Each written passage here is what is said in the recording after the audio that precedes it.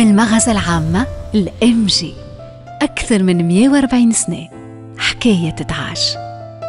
الحلقة الأولى في نهار من نهارات 1883.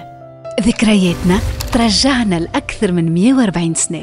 تصاور نواغي بلون، ألوانهم تتشاف لليوم، كل تركينة عندها تاريخ. على ذاك حبينا نحكيو شوية من حكايتنا. احنا الأولانيين اللي بدينا هوني.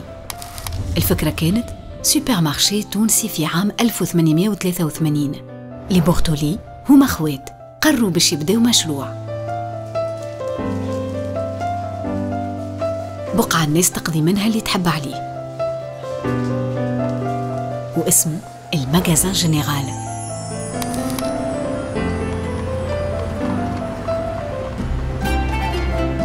وبدات الحكاية في سرة البلاد، بالضبط 22 شارع فرنسا، 1500 متر مربع، فيها الخير والخمير.